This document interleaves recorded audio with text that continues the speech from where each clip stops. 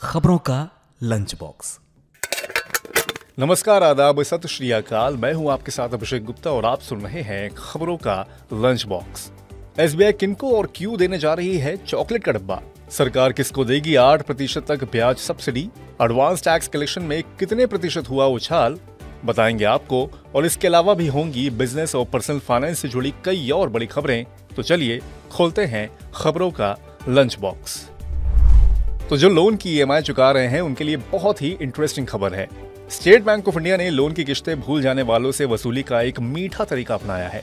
Bank ने बताया है कि वह मंथली ईएमआई के भुगतान में चूक वाले संभावित कर्जदारों को चॉकलेट का एक पैकेट भेज रहा है, जिससे उन्हें याद दिलाया जा सके कि उन्हें किस्त देना बाकी है। जून 2023 की तिमाही में एसबीआई का कुल खुदरा कर्ज 16.46% से बढ़कर 12.04 लाख करोड़ रुपए रहा है।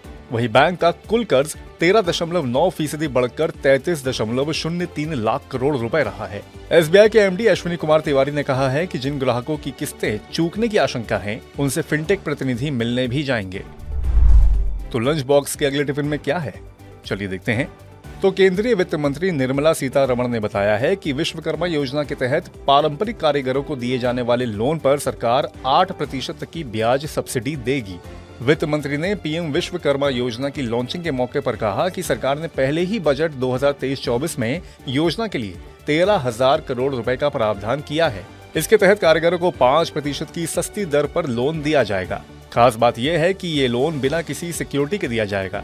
इस योजना में 18 पारंपरिक कारीगरों जैसे कि बढ़ई, सुनार, लोहार, राजमिस्त्री, पत्थर की मूर्ति बनाने वाले, नाई और नाव बनाने वाले जैसे लोगों को फायदा मिलेगा। वित्त मंत्री ने कहा कि सरकार योजना के तहत कारीगरों को 3 लाख रुपए तक का लोन देगी।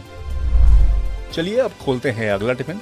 तो आरबीआई के फॉर्मर गवर्नर सी रंगराजन ने कहा है कि 5वीं सबसे बड़ी अर्थव्यवस्था होना गर्व की बात है, लेकिन प्रति व्यक्ति आय भी बढ़ना जरूरी है। प्रति व्यक्ति आय के संबंध में हम अब भी संतोषजनक स्थिति में नहीं हैं। इस मामले में कहानी अलग है। सी रंगराजन बोले कि यह केवल उस दूरी को दर्शाता है जो हमें तय करनी है। हमारे पास प्रति व्यक्ति आय के वर्तमान स्तर को देखते हुए तेजी से बढ़ने के अलावा कोई विकल्प नहीं है। उन्होंने कहा कि गणना के अनुसार यदि देश अगले 2 दशक और उससे अधिक समय तक लगातार 7% की वृद्धि दर हासिल करता है, तो इससे अर्थव्यवस्था के स्तर में उल्लेखनीय बदलाव आएगा और भारत एक विकसित अर्थव्यवस्था का दर्जा लगभग हासिल कर सकता है। तो अगले टिफिन में है एडवांस टैक्स कलेक्शन से जुड़ी खबर। भारतीय अर्थव्यवस्था मजबूती के साथ आगे बढ़ रही है। इसका संकेत एडवांस टैक्स कलेक्शन के शुरुआती आंकड़ों से मिल रहा है। चालू वित्त वर्ष की पहली छमाही यानी कि अप्रैल से 15 सितंबर तक जमा हुए एडवांस टैक्स में सालाना आधार पर 20% की वृद्धि होने का अनुमान है। अब तक एडवांस टैक्स के रूप में सरकार को 3.54 लाख करोड़ रुपए मिल चुके हैं। विशेषज्ञों का अंदाजा है कि ये आंकड़ा अभी और बढ़ सकता है, क्योंकि एडवांस टैक्स जमा करने की आखिरी तारीख 15 सितंबर थी। बैंक अभी आखिरी तारीख तक जमा हुए टैक्स की गणना कर रहे हैं। ऐसे इसमें और बढ़ोतरी होने की संभावना है। सूत्रों का कहना है कि सरकार अगले हफ्ते एडवांस टैक्स कलेक्शन की आधिकारिक घोषणा कर सकती है। तो अब अगला टिफिन खोलते हैं तो उसमें से निकल कर आता है एप्पल आईफोन 15। जी हाँ, एप्पल आईफोन 15 का क्रेज भारत में भी सिर चढ़कर बोल रहा है। इस सीरीज के फोन्स की प्री बुकिंग शुरू हो चुकी है और ट्रेंड से पता चल रहा है कि एप्पल आईफोन 15 की देश में छप्पड़ फाड़ डिमांड है। कुछ मॉडल्स की बुकिंग तो इतनी ज्यादा है कि हो सकता है कि आपको अपना फोन हाथ में लेने के लिए वेटिंग करनी पड़े। एप्पल आईफोन 15 की इंडिया में 22 सितंबर को लॉन्चिंग होनी है। उससे पहले ही भारत में इसकी बम्पर बुकिंग होने की संभावना है और ये शुक्रवार से शुरू हो चुकी है। भारतीय बीमा नियामक और विकास प्राधिकरण यानी कि IRDAI ने मौजूदा या इमर्जिंग टेक्नोलॉजीज में निहित खतरों की नियमित समीक्षा करने के लिए साइबर सुरक्षा पर एक स्थायी समिति का गठन किया है। इस अप्रैल में सूचना और साइबर सुरक्षा के दिशा निर्देश जारी होने के बाद गठित कमेटी इंश्योरेंस इंडस्ट्री पर साइबर सुरक्षा की स्थिति को मजबूत करने के लिए ढांचे में उचित बदलाव का भी सुझाव देगी। और खबरों के लंच बॉक्स के आखिरी टिफिन में है घरों से जुड़ी खबर।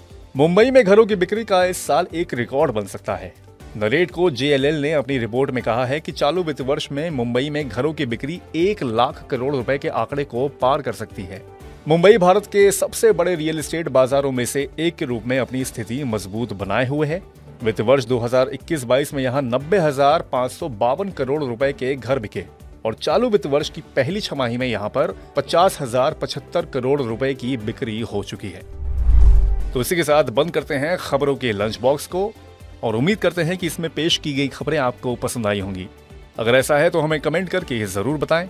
बाकी ऐसी ही बिजनेस और पर्सनल फाइनेंस से जुड़ी खबरों के लिए सुनते रहिए रेडियो मनी 9 और डाउनलोड कर लीजिए हमारे मनी 9 ऐप को। मैं हूं आपके साथ अभिषेक गुप्ता। अभी लेता हूं विदा। धन्यवाद। खबरों का लंच बॉक्स।